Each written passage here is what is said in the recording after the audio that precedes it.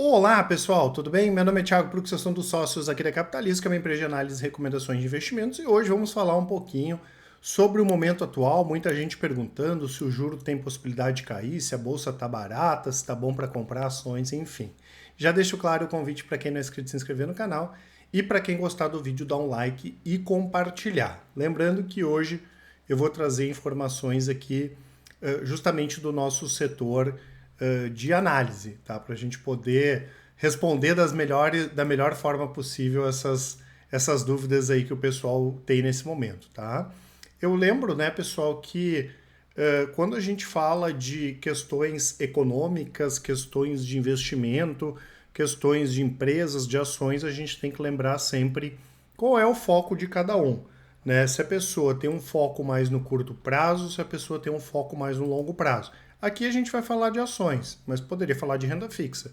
Ah, eu tenho um foco no curto prazo. Né? Se eu invisto em renda fixa, eu deveria colocar num Tesouro Selic, não tem por que eu colocar num título de longo prazo. E normalmente o investidor erra em relação a isso. Ele tem uma expectativa que ele não deveria ter, né, para cada tipo de investimento que ele deveria fazer. Né? Tem gente que coloca dinheiro de curto prazo na bolsa, e é uma coisa que no nosso entendimento não faz sentido. Né? Então, eu tenho que olhar qual é o meu foco. Se o meu foco for de curto prazo, né, pessoal, e a gente vai olhar ações, aqui na Capitalizo a gente utiliza análise técnica. Né? Então, o gráfico vai apontar se eu tenho que comprar ou se eu tenho que vender. No sábado, eu acho que foi, eu fiz um vídeo sobre a Marco Polo, né? Eu comentei sobre a Marco Polo e foi comentado que o pessoal da análise enxergava uma chance grande da Marco Polo buscar os 4,90 se a Marco Polo conseguisse romper com força esses 4,30. Ou seja, a gente está acompanhando o preço da Marco Polo. Aí aqui não importa inflação, não importa nada. Enquanto a Marco Polo estiver subindo, e só de dezembro para cá ela já está com uma alta de 63%, a gente vai continuar na estratégia gráfica comprados na Marco Polo. A gente tem uma operação de médio prazo no rastreador de tendências, que é gráfica essa estratégia, que a gente está comprado na Marco Polo. Então o que importa aqui é o preço da ação. A gente não vai vender nada por causa de inflação, por causa de juros. É estritamente em função do gráfico. Né? Da mesma forma, se eu tenho uma visão mais fundamentalista, que normalmente é utilizada mais no longo prazo, eu tenho que ficar mais preocupado com as questões micro do que as questões macro. Claro que pode acontecer uma mudança macro que também mude o micro. Eu dou um exemplo aqui bastante conhecido, a Cielo. Até 2010, a Cielo, que era VisaNet ainda, né? A gente tinha a empresa aí que mandava no mercado, era a Rede e a Cielo, né? E o que acontecia, né, pessoal? Até 2010, né, era um monopólio. Até que o Conselho de Administração de Defesa Econômica, administrativo, desculpa, que é o CAD, entendeu que essa exclusividade contratual que tinha a adquirente, né, ela infringia a ordem econômica. Ou seja, naquele momento ali nós tivemos uma quebra da exclusividade no mercado de adquirência. Tá? E o que aconteceu? A partir de 2010, essa perda de exclusividade passou a ter a possibilidade de competição. Claro que aquilo, né, pessoal, não foi de uma hora para outra, né? A gente não teria centenas de concorrentes de uma hora para outra, mas acendeu o sinal amarelo para as duas principais empresas na época, que era a VisaNet e a Mastercard. Né? Depois nós tivemos outras mudanças no setor, até que 2016, o mercado já bem mais concorrido, a gente teve a exclusão de acordos bilaterais entre as empresas de adquirência e as de bandeira. A Cielo, no caso, passou a ter mais de 80 bandeiras na maquininha dela, então ela começou a aceitar outras bandeiras também. Ou seja, pessoal, um setor, né, em pouco mais aí de 6 anos, ele mudou totalmente. E aqui a gente tem alguma questão macro que alterou o micro. E deu muito tempo para vender esse elo. Né? Não foi em 2017, quando as ações começaram a cair mais forte, que esse cenário já estava desenhado. Ele já estava desenhado desde 2016 e principalmente desde 2010. Né? Então a gente pode ter sim alguns casos que o macro altera o micro, que foi o que aconteceu aqui. A Cielo ela perdeu a previsibilidade dela porque não sabia o quanto a Cielo ia perder de margem, ou seja, ela perdeu os fundamentos naquela época. Né? Depois é outra história, né? A Cielo melhorou, hoje a gente acredita que não tem muito mais para onde piorar em termos de margem, mas aconteceu isso, né? A empresa perdeu o fundamento por causa de uma questão macro. E a grande questão é essa, né? O macro ele pode afetar o micro, mas é muito menos custoso para a gente, não só psicologicamente, mas em termos de dinheiro, tentar parar de ficar adivinhando como o macro pode afetar o micro e estar preparado para mais cenários macros, tá? E lembrando, né, pessoal, que a gente também recomenda ter a diversificação internacional de ações e não ter empresa só aqui no Brasil, mas foi um caso clássico esse, né, de alteração do micro cenário por causa do cenário macro, tá? Muita gente perguntando, a bolsa está barata? Aqui tem um gráfico com o indicador PL, que é o preço-lucro. É o preço das ações dividido pelo lucro por ação. Só que esse aqui é o PL da Bovespa, né? O preço médio das ações, claro que ponderado pelo tamanho da empresa, dividido pelo lucro líquido, dividido pelo lucro líquido, né? De todas as empresas. Também foi feita uma média aqui ponderada. Ninguém vai usar indicador sozinho, né? Esse indicador ele mostra o tempo que eu vou ter em anos para ter o retorno do meu investimento. Então, se eu tenho o preço de uma ação 20 e se eu dividir o lucro pelo número de ações der 5, 20 dividido por 5, 4, seria 4 anos que eu ia demorar para ter o retorno do meu investimento a partir desse indicador PL. Ele não é recomendável ser utilizado sozinho, mas ele pode, né, mostrar assim como está uma média do mercado. E a gente olha o PL, isso aqui do dia 7, ele está 4,9 vezes.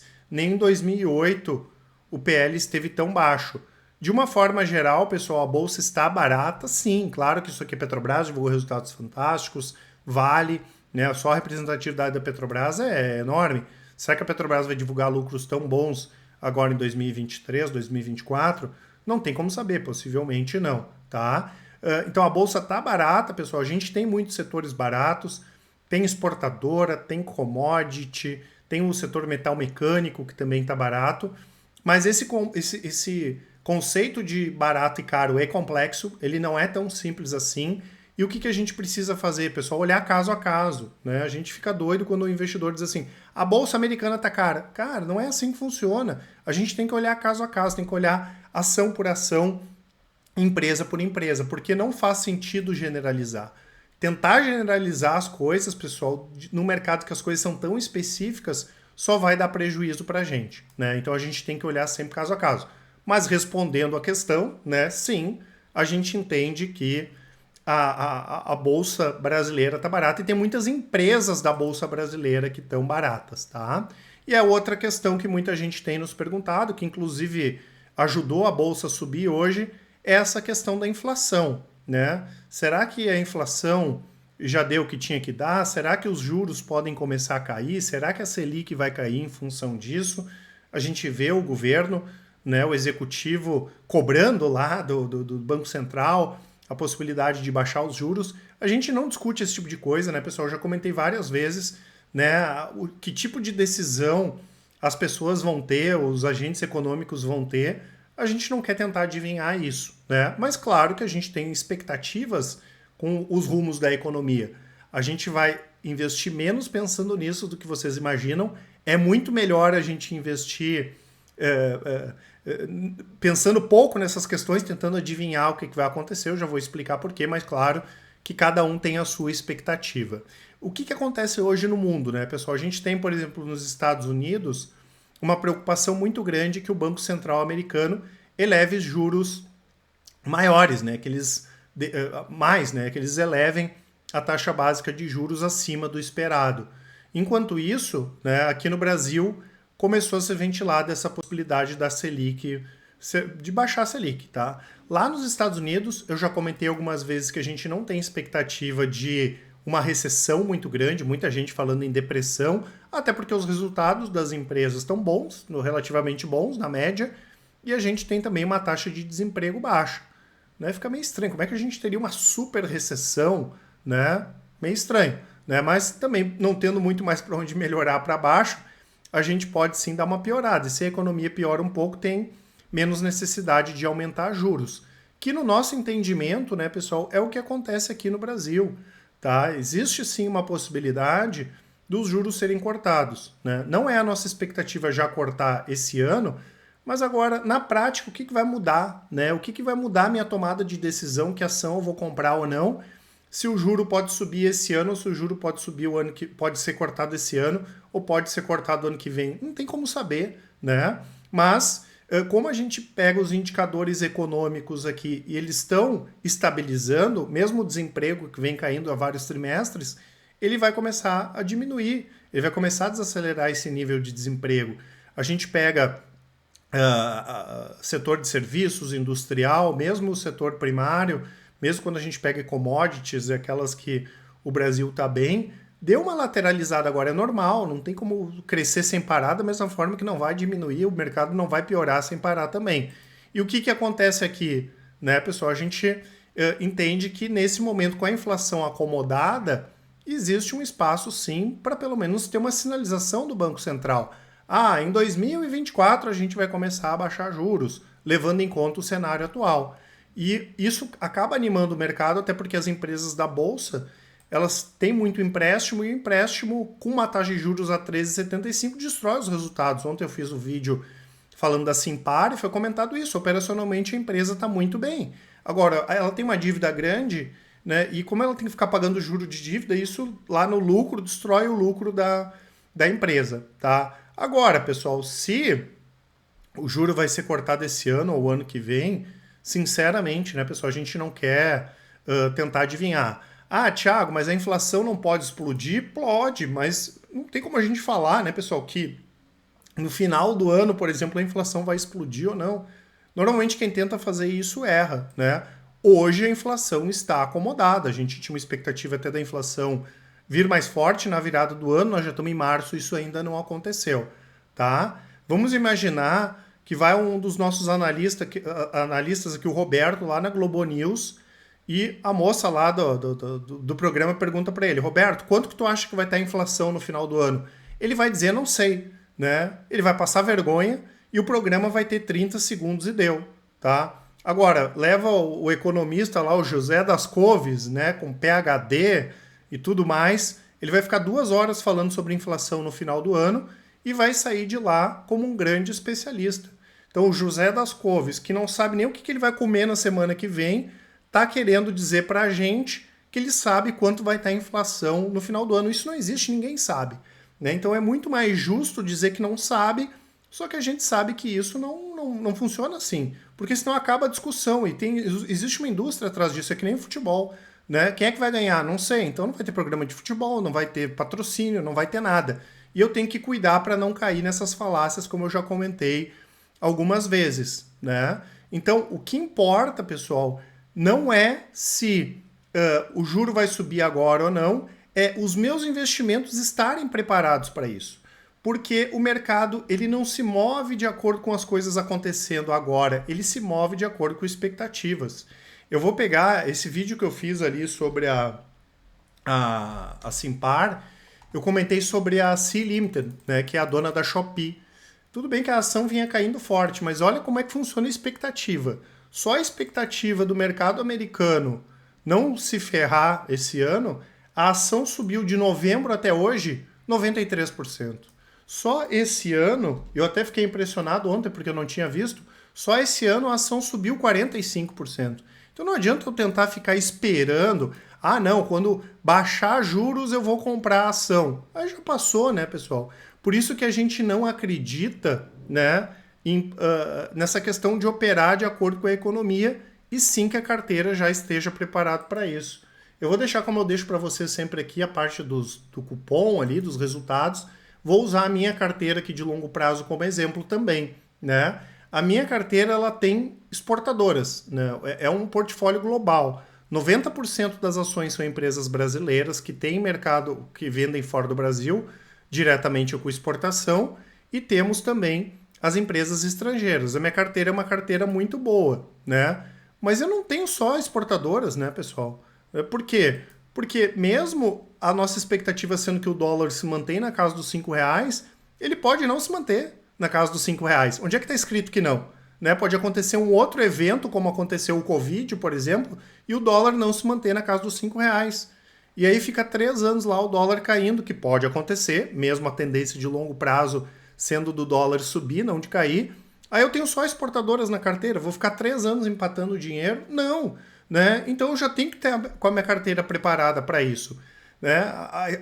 A minha expectativa é que a inflação vai continuar comportada e os juros continuem caindo, sim, mas eu não vou ter só ativos de varejo na minha carteira ou só ativos de empresas locais. Da mesma forma que se eu tivesse uma expectativa ruim em relação à economia no curto prazo, pode ser que a minha expectativa não se concretize, eu não vou ter só exportadoras na minha carteira também, tá? Então, o custo de tentar adivinhar isso e comprar ou vender de acordo com essas questões é muito alto e na prática a gente vê que não funciona. A pessoa fica que nem o cachorro correndo atrás do rabo.